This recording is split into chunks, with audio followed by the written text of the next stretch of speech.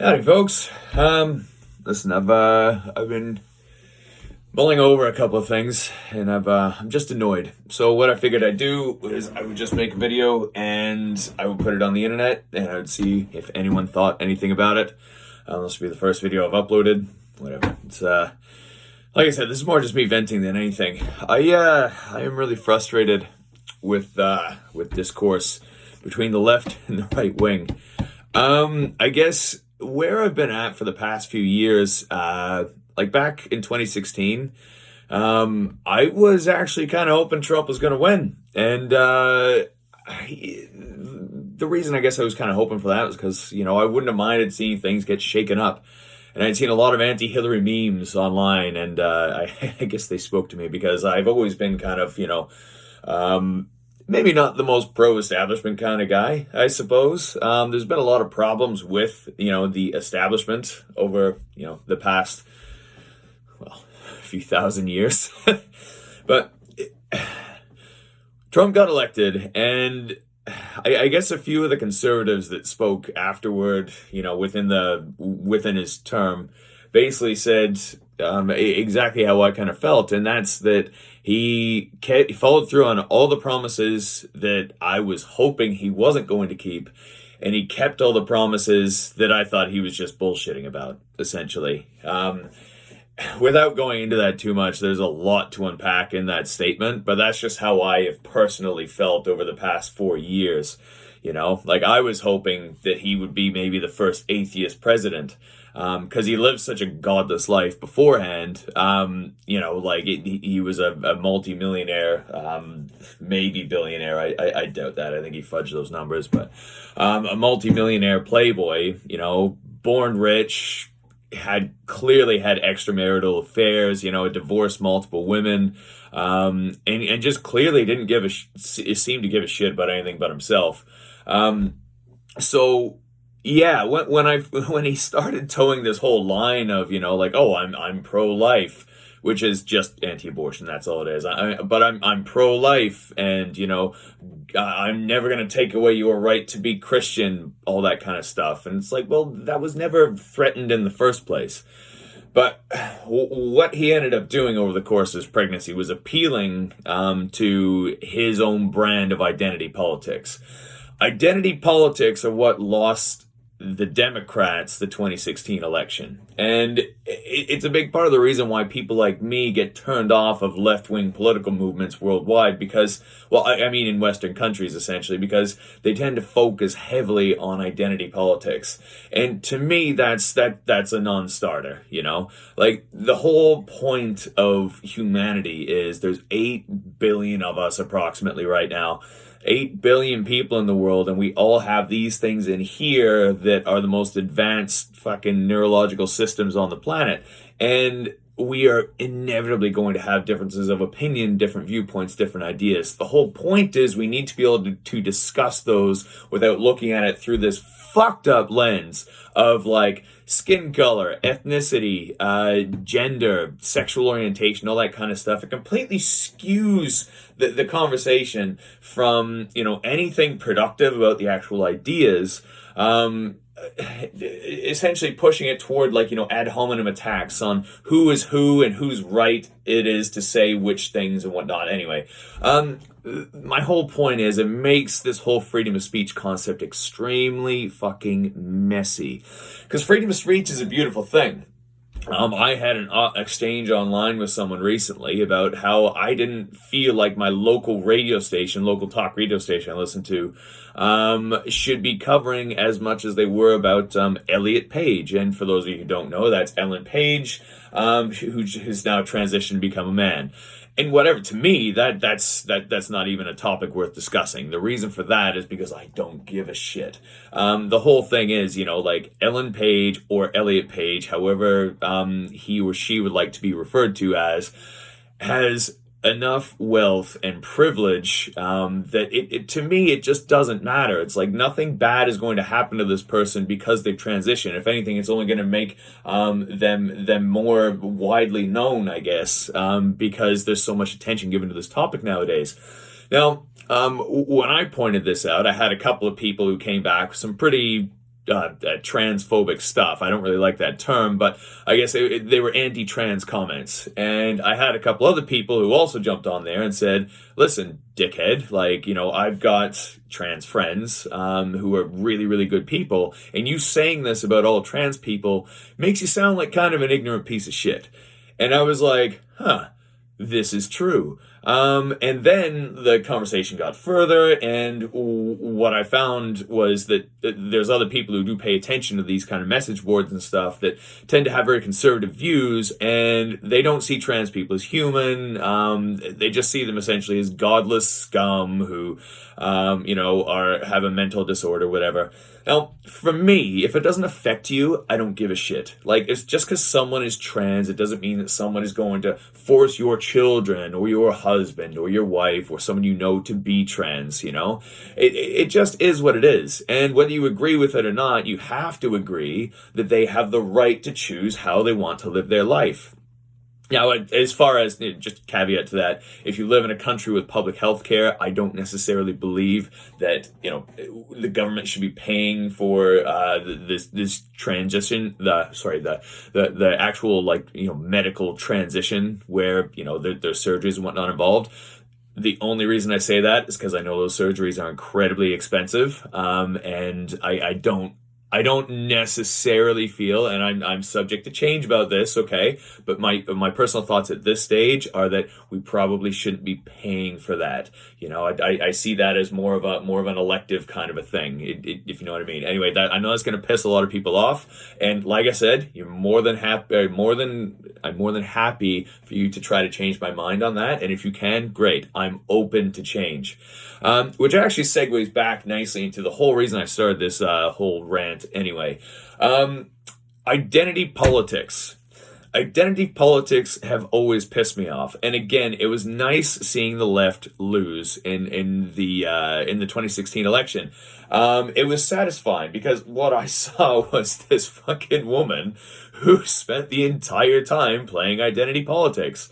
If you're black, if you're gay, if you're trans, if you're whatever, you should be voting for me. And she completely took it for granted that all those people were going to vote for her, and they didn't all vote for her because, lo and behold, just because you fit a certain identity, technically, or you fit into someone else's label of what you should be, people have their own ideas.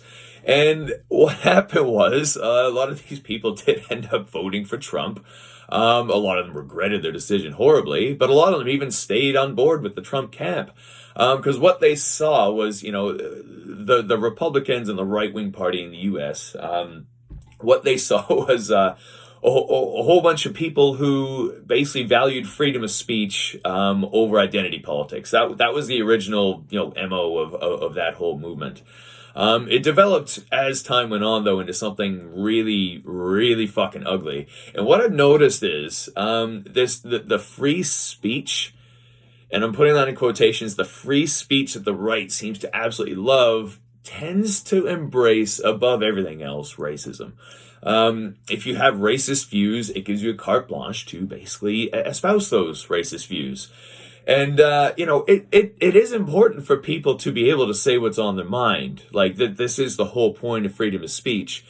But this whole thing where, I saw a Joe Rogan video one time, and I love Joe Rogan. I don't agree with everything he says, and this is me using my freedom of speech to, maybe just introduce a counterpoint. And what he said was, he hates it when people say freedom of speech isn't freedom of consequence.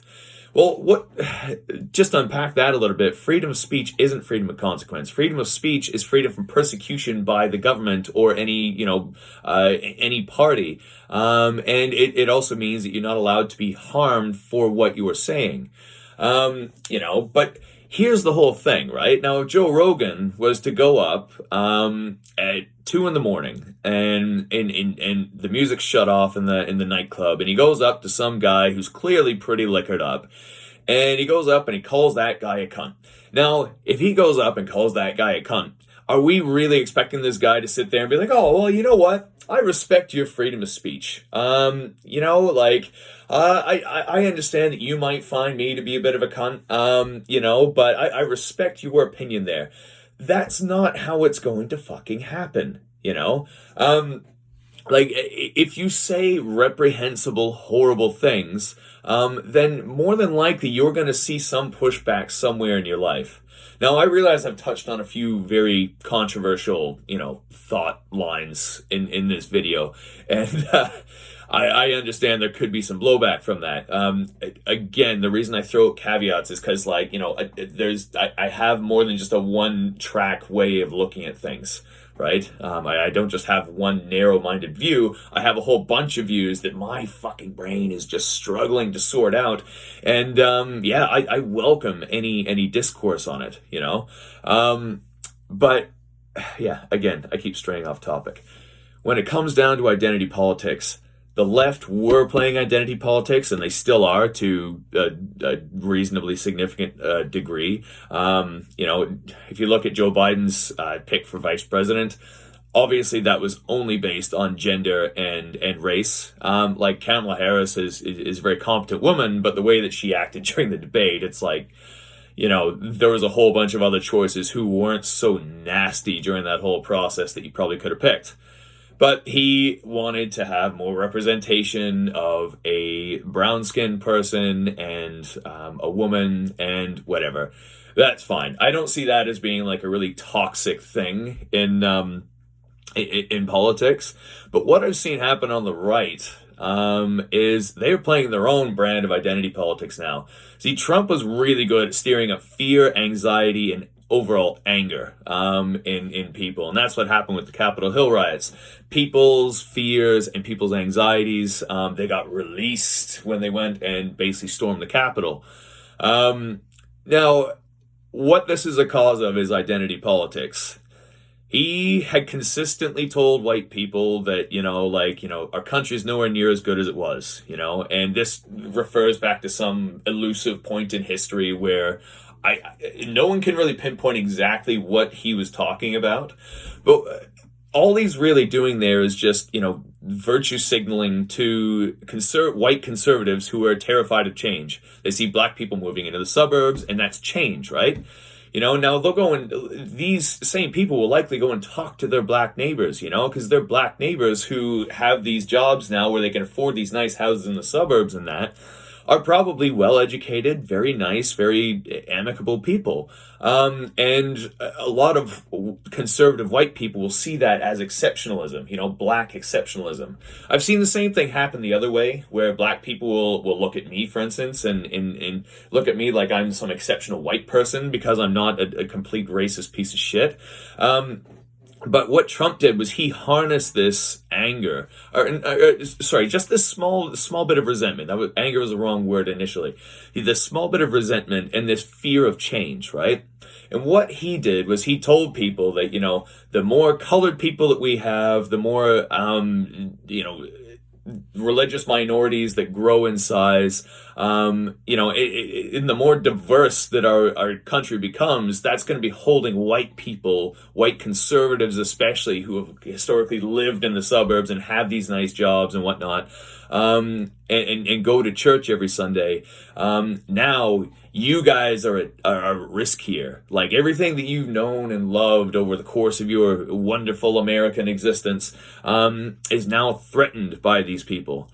And especially during the pandemic, people had all this time to sit there on the internet and get angry at everyone else, and this identity politics, or this brand of identity politics, really made some people angry. And then you have people like Alex Jones, Rush Limbaugh, all these really horrible figures who are peddling their own pseudoscience nonsense so they can sell shit. But their product is that same thing that Trump was pushing, which is, fear of change, fear of the unknown. And it just ended up being this groundswell of support for these really toxic ideas. And basically where I'm at now is I've seen the left morph over the past 4 years, where I've seen ideas become the main thing that are being discussed. And what I've also found is that the left will sacrifice winning in order to discuss have a broader tent of ideas, essentially. Instead of just this narrow-minded focus where you focus on that one thing, the scope is now massive, right? And that's what I've consistently noticed. Now, there's maybe some bias where I'm looking at my friend group in particular, because I know there are still a ton of people on the left out there who are like very much like identity politics, identity politics, identity politics, race, gender, creed, religion, sexual orientation, all that trumps everything else. There is nothing else there but that. And they will look at me because I'm, a straight white guy, and they'll basically say that my opinion means nothing on any of this stuff. Now, if I had just as an example of this, if I had a way that I thought, maybe that disadvantaged, marginalized communities, could have their lives improved, that means that immediately my opinion gets completely null and void, because I'm a straight white guy, right? And therefore I can't have an opinion on that, no matter where that opinion comes from, whether it's a good place or a bad, if you know what I mean. But yeah, so there are still those issues on the left, but I've found that there's a lot more nuance and context given to ideas on the left wing. And I've noticed this especially when I have attacked Trump for basically being a general piece of shit of a human being. When you point out his various shady business dealings, where he has fucked over the working man of America so many times, and with such regular occurrence, and where he's again paid off porn stars, and he's had extramarital affairs, and bragged about sexually assaulting women, and we all remember that. It was grabbing them by the pussy. Just so many of these things, but immediately I would see people on the right jump to his defense. And they would start doing the whataboutism, what about when Biden smelled that girl's hair, What about when Biden took a trip to the Caribbean, he was probably banging underage girls with Jeffrey Epstein, or what about Pizzagate, where there clearly is a pedophile ring, operating out of a pizza parlor in Washington. All this stuff is basically half-truths or not true at all. It's just conspiracy theory nonsense. But the whole point behind it is to back their guy, regardless of the character of his person. Now, the obvious problem here is the whole point initially was that the left was playing this identity politics game where, the only thing they were going to talk about was going to be, we want to support colored people, we want to support LGBTQ people, we want to support, marginalized communities, right? We'll just say that. And anyone who is a straight white male who isn't towing the line 100% on that thought process is basically an enemy of that movement. And that's really what destroyed them in 2016. And in a few other political outcomes worldwide, especially in Western democracies. But now the right has clung to this idea that because, we just don't like progressivism, our identity as conservative, white, Christian, Americans, in the case I'm referencing specifically right now, that trumps everything else, and it's strayed completely away from discussing ideas, to now just discussing who's saying what, So, yeah, it basically boils down to this. Imams and pastors are both fairly conservative and will both espouse pretty much the same views. They both worship a god. They're both monotheistic religions. And they both have views against homosexuality, against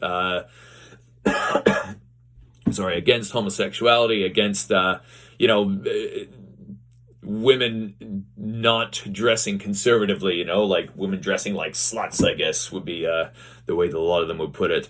And just really, really conservative views that someone like myself completely disagrees with. But I can step back and I can look at it and say, right, okay, I've met some great Christians. I've met some good Muslims, it's not all under one broad tent.